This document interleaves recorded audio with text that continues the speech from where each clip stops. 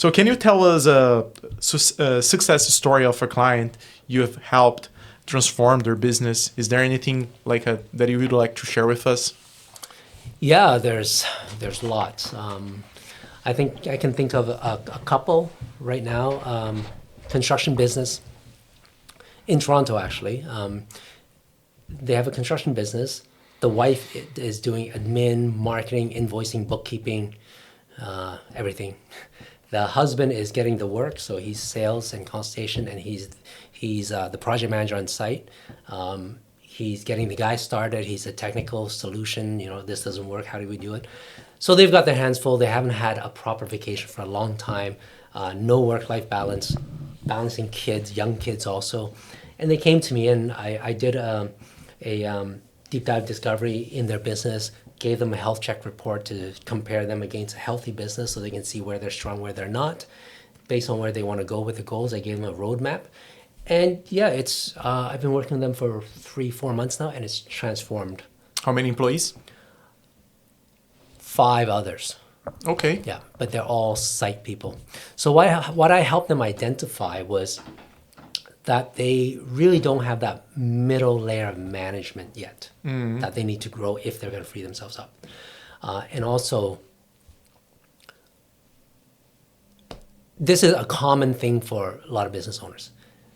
They know I don't need to tell them that they need to hire more people when they have no work-life balance, right? They're overloaded. They get it. They need to hire people. But the biggest fear stopping them is, wait, can I afford it? And when can I hire? That's always the question, and it holds them back. And maybe they had a bad hiring experience because they didn't know how to hire properly. They hired someone, didn't train them. First of all, didn't interview properly for the right person, values, vision, and all that. Didn't train them properly, didn't give them the right skills to start them up. They just let them sink or swim. I did that myself. I know exactly how that is, right? You're just too busy dealing with all this stuff. How can I even train this guy? Just go and do this. Minimal instructions. Of course they're going to screw up. You didn't set them up for success. Yeah. So then that was a bad experience, and they said to themselves, I'm never going to hire again. That was a waste of my time. I got to clean up their screw ups, and yeah, I'm never hiring again. Okay, I have a question. So what you said is crucial. Yes. Okay, I feel I have no time to myself. I cannot take care of the company's, let's say, activities or tasks. Yes. Great. You said, hey, why not? Why don't you hire someone? So isn't the case that firstly, before you hire, you write down a process or a workflow about how things should work in the company before you hire? Because look, if you hire not writing down a SOP, for example, or breaking down activities or tasks or the scope of work, you have like a high chances to fail when you hire someone who do not have documentation to follow, right? Yes, of course. How do you deal with that?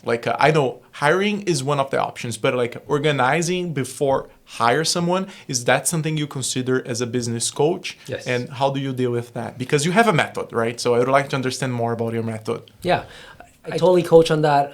I can get involved with people recruiting also because I've probably hired over 300 people. So there's a specific way to look for people, whether it's their personality behaviors, the soft skill assessment is the most important thing. And then I also train people on how to properly onboard them, have a training plan, have an onboarding document, and then when to check in with them. So there's a whole process there that I train on. Now going back to this story, the problem is that that's okay for the mature business owner and entrepreneur and manager. They know that because they failed and now they learn a better way. They have the SOPs, they interview properly, they train properly. All of that is great. But the problem is the not mature business owner, the one who's got a small business, probably never done this before. They don't know any better, right? It's just ignorance and not knowing what they don't know. So most business owners grow from that. And the thing is, if I started as a solopreneur, so I know everything in my head, why do I need to download it to anyone if I'm by myself? I don't. But when you hire people, that's the first thing that fails.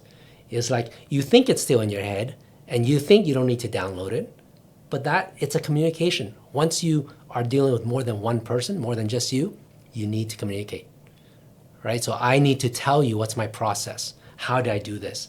But then the catch is, as a busy entrepreneur, you're so busy running with your, like a chicken with their head cut off, that you have no time to download, no time to communicate. So you're in this vicious hamster wheel, this catch-22.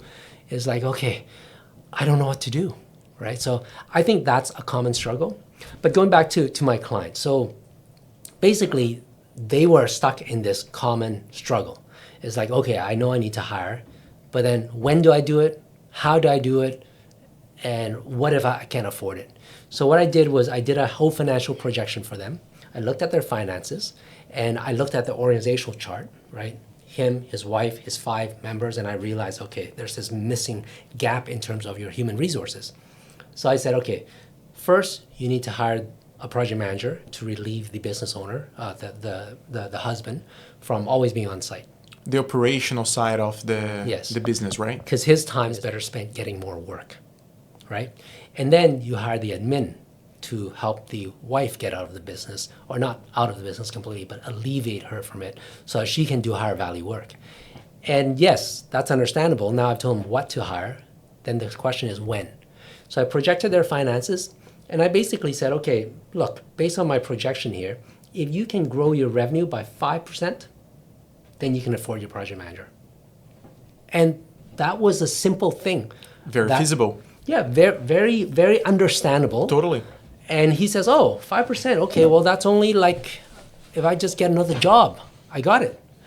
And then there's this clarity for him. It's like, oh, okay, now I get it. Yeah, I just need to focus on this. Yeah. So I've been able to break it down for them very simply and just give them one focus, one simple, singular focus. Yeah, and it's kind of like it makes sense because the time he's currently spending on site supervising his team, Yeah, he would be outside like making sales, closing deals, right, and bringing more revenue to his company.